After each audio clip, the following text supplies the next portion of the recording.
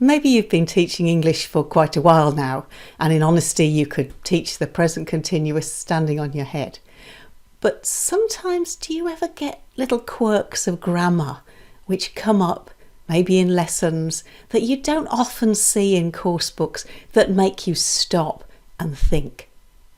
For me, these have often been things which come up from students in classes where I don't know the answer to that one, and I've had to go and look it up or think about it, and it's given me a lot of satisfaction when I've come up with the answer.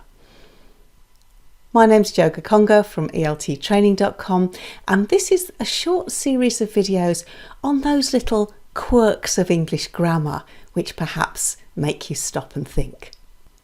This is episode 1, and it's to do with the present perfect and how it's sometimes used for the future.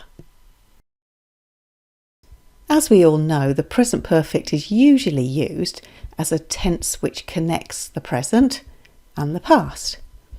For example, it could be used for experience. I've ridden a camel sometime in the past in my life, not specified when. Or for actions which started in the past and are still true now. I've lived here for 10 years. But we don't usually think of it as a tense which is used for future use, but it can be.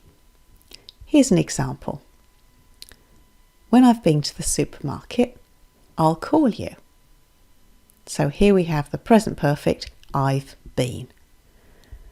The meaning here, of course, is that I'm going to the supermarket here and I'll call you afterwards, presumably when I've got back. This is a first conditional use, you could argue, but usually the first conditional perhaps is used with the present tense. For example, when I go to the supermarket, I'll call you. But this has got a slightly different meaning. That means that we go to the supermarket and I'll call you at that time. So there is a difference in meaning here. Of course, because it's a first conditional, we can use other time frames. So we could talk about as soon as I've been to the supermarket, I'll call you. Or after I've been to the supermarket, I'll call you, something of that nature. And of course, there are lots of other examples. Here's a typical current one. When I've recovered from this coronavirus, I'm never going to wear a mask again. After the coronavirus is finished, obviously.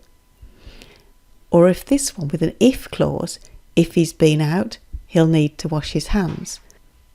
As we can see here in the second clause, we've usually got some kind of future form. Here it's will. But it's interesting that we can use the present perfect for the future. So there we are, the first in the series.